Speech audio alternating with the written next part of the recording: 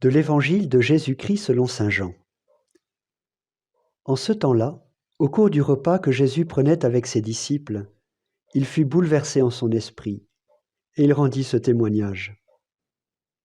Amen, amen, je vous le dis, l'un de vous me livrera.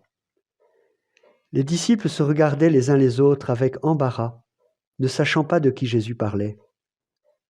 Il y avait à table, appuyé contre Jésus, l'un de ses disciples, celui que Jésus aimait. Simon-Pierre lui fait signe de demander à Jésus de qui il veut parler. Le disciple se penche donc sur la poitrine de Jésus et lui dit « Seigneur, qui est-ce » Jésus lui répond « C'est celui à qui je donnerai la bouchée que je vais tremper dans le plat. » Il trempe la bouchée et la donne à Judas, fils de Simon l'Iscariote. Et quand Judas eut pris la bouchée, Satan entra en lui. Jésus lui dit alors « Ce que tu fais, fais-le vite. » Mais aucun des convives ne comprit pourquoi il lui avait dit cela. Comme Judas tenait la bourse commune, certains pensèrent que Jésus voulait lui dire d'acheter ce qu'il fallait pour la fête ou de donner quelque chose aux pauvres. Judas prit donc la bouchée et sortit aussitôt. Or il faisait nuit. Quand il fut sorti, Jésus déclara « Maintenant le Fils de l'homme est glorifié, et Dieu est glorifié en lui. Si Dieu est glorifié en lui, Dieu aussi le glorifiera, et il le glorifiera bientôt. Petits enfants, c'est pour peu de temps encore que je suis avec vous. Vous me chercherez, et comme je l'ai dit aux Juifs, là où je vais, vous ne vous pouvez pas aller. Je vous dis maintenant à vous aussi. Je vous donne un commandement nouveau, c'est de vous aimer les uns les autres. Comme je vous ai aimé, vous aussi aimez-vous les uns les autres. À ceci, tous reconnaîtront que vous êtes mes disciples, si vous avez de l'amour les uns pour les autres. Simon-Pierre lui dit, « Seigneur, où vas-tu » Jésus lui répondit, « Là où je vais, tu ne peux pas me suivre maintenant, tu me suivras plus tard. » Pierre lui dit, « Seigneur, pourquoi ne puis-je pas te suivre à présent? Je donnerai ma vie pour toi. » Jésus réplique, « Tu donneras ta vie pour moi? Amen, amen, je te le dis. Le coq ne chantera pas avant que tu m'aies renié 3 fois. » Nous vivons dans cet évangile d'aujourd'hui le dernier repas de Jésus avec ses disciples, ceux qu'il a choisis après toute une nuit de prière sur la montagne et qui l'ont suivi jusqu'ici. Jésus a reçu ses apôtres de son Père. C'est son Père, dans cette intimité, qui lui a mis dans le cœur d'appeler ces hommes pour les aimer et leur apprendre le mystère de l'amour. Les voici arrivés à l'étape ultime. Ils ont été formés pendant des mois, ou des années selon les évangiles, à l'école de Jésus. Comme je vous ai aimés, vous aussi aimez-vous les uns les autres. Ça y est, c'est le moment. Ils vont enfin pouvoir vivre pleinement ce que Jésus leur a révélé tout au long de ces journées passées ensemble. C'est le repas testament. Faites ceci en mémoire de moi. Jésus récapitule ce soir, dans ses paroles et ses gestes, comme le lavement des pieds et la fraction du pain, tout ce que l'amour exige. Servir et donner sa vie. Mais ce repas est également la mise en lumière de ce qui habite le cœur de ces hommes. Ils ont été choisis, ils sont aimés, mais cela n'est que le premier mouvement de la grâce. Maintenant, il faut que leur cœur soit transpercé pour que la semence de l'amour de Christ pénètre et puisse germer et à terme produire les fruits de l'Esprit. Cette heure est terrible. Qui a envie d'avoir son cœur transpercé, déchiré? C'est tellement plus facile de déchirer ses vêtements comme le grand prêtre Caïphe ou de se faire servir comme Pilate se lavant les mains.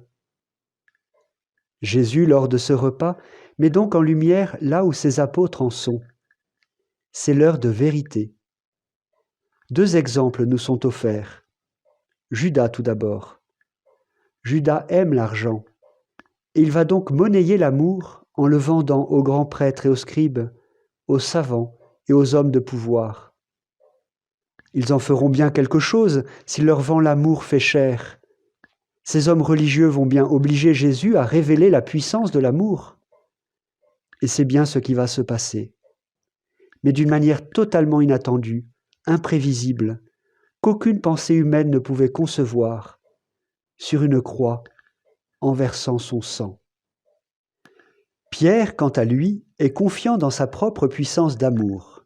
« Je donnerai ma vie pour toi », la présomption de l'ego.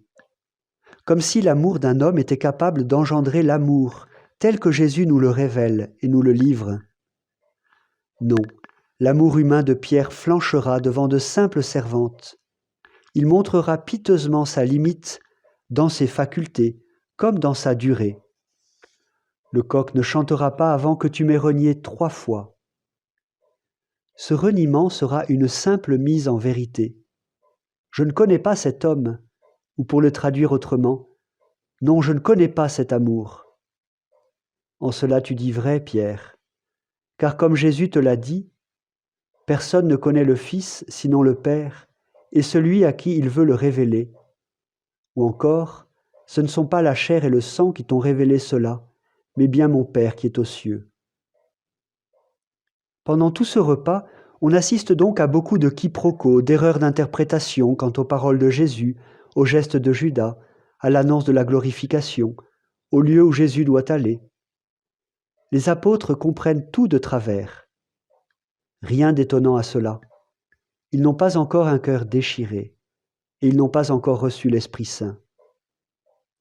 Oui, chers frères et sœurs, le temps de la Passion que nous vivons liturgiquement et spirituellement cette semaine est celui de la déchirure de notre cœur. Avoir le cœur déchiré, c'est prendre la mesure de notre impuissance à aimer, de nos quiproquos et de nos illusions, comme les apôtres, ce que nous appelons notre péché. Et en même temps, et plus encore, c'est reconnaître la folie, l'immensité de l'amour du Seigneur pour nous et de l'appel qu'il nous lance à en vivre. Je vous donne un commandement nouveau. Cette prise de conscience à la fois douloureuse et joyeuse est un passage obligé pour pouvoir entrer dans la vie nouvelle avec le Christ et être ainsi rendu disponible pour recevoir dans la bonne terre labourée la semence qu'est l'Esprit Saint. Enfin, à ce repas, il y a aussi le mystérieux disciple que Jésus aimait. Comme lui, penchons-nous sur la poitrine, sur le cœur de Jésus, qu'il soit notre demeure à chaque instant, pour que notre amour des biens de ce monde, nos présomptions et nos calculs terrestres ne soient plus un obstacle, mais les bûches qui vont alimenter le feu de l'Esprit, qui vient transformer nos cœurs de pierre en cœurs de chair, à l'image et à la ressemblance du cœur de notre Dieu, Père, Fils et Esprit Saint.